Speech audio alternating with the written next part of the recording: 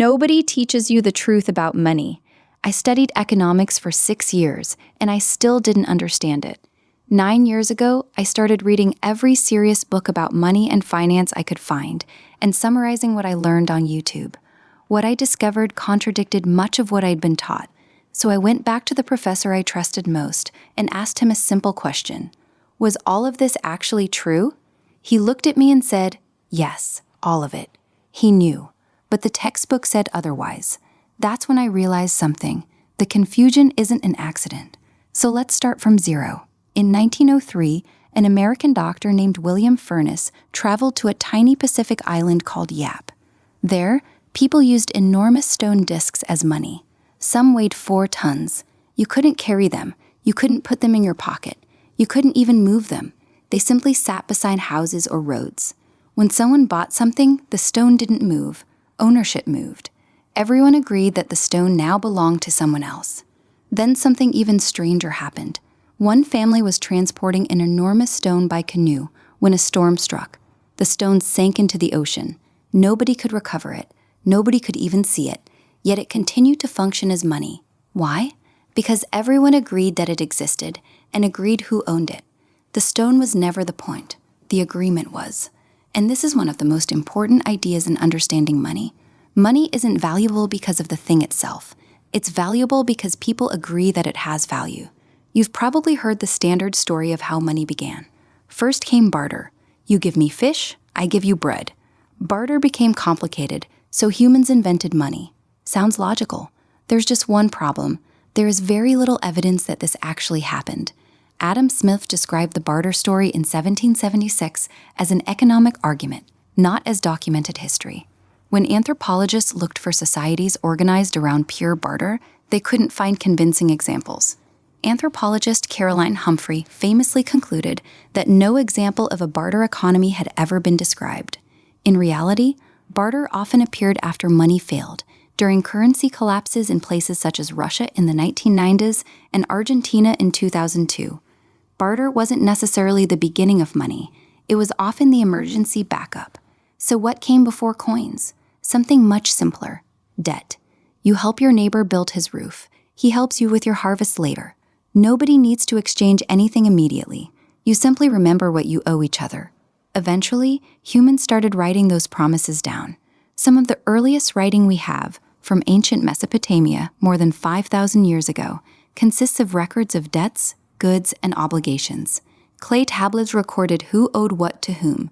No coins, no banknotes, just promises. The first coins appeared much later, in Lydia, roughly 2,700 years after those earliest debt records. Think about that.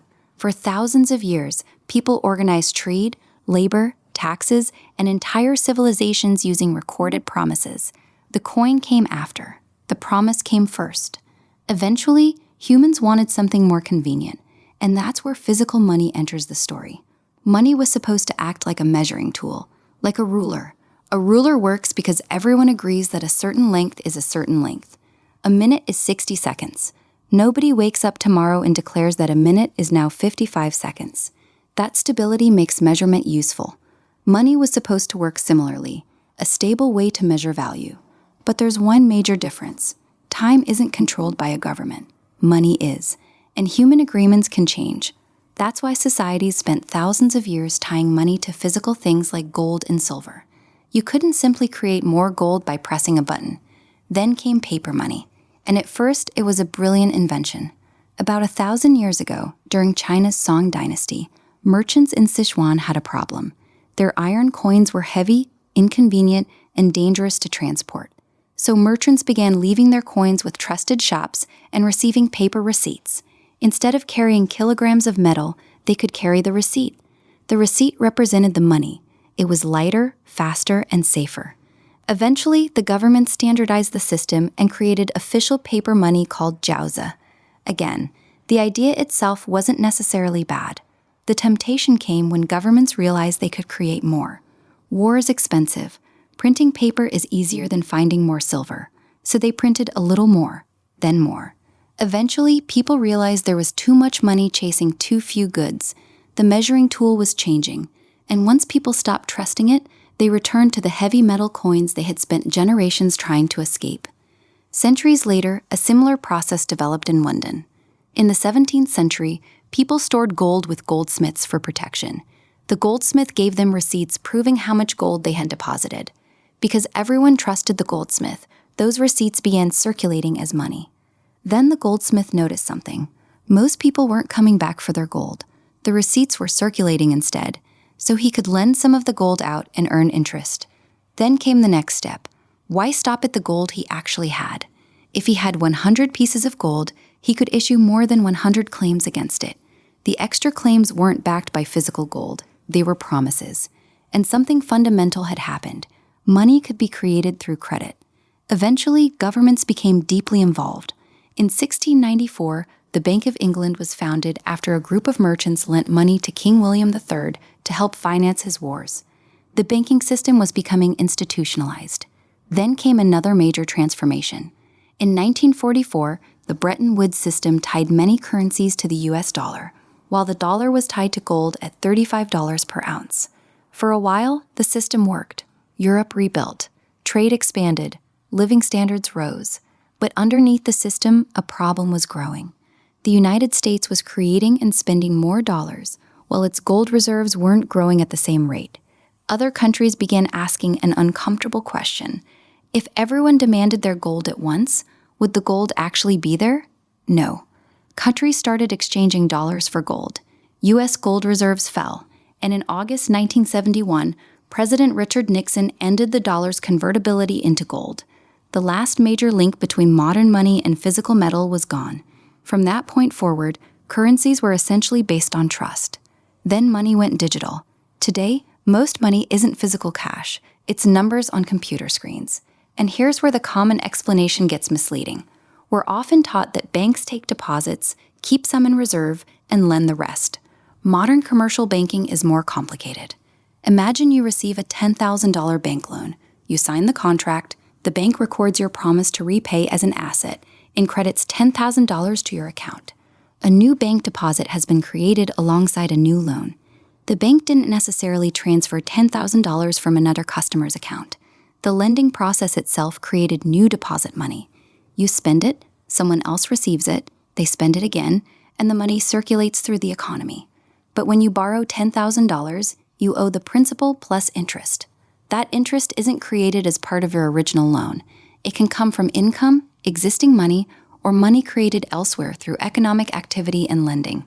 This doesn't mean every dollar of interest requires someone else to borrow a dollar. It means credit creation is deeply connected to how modern economies expand.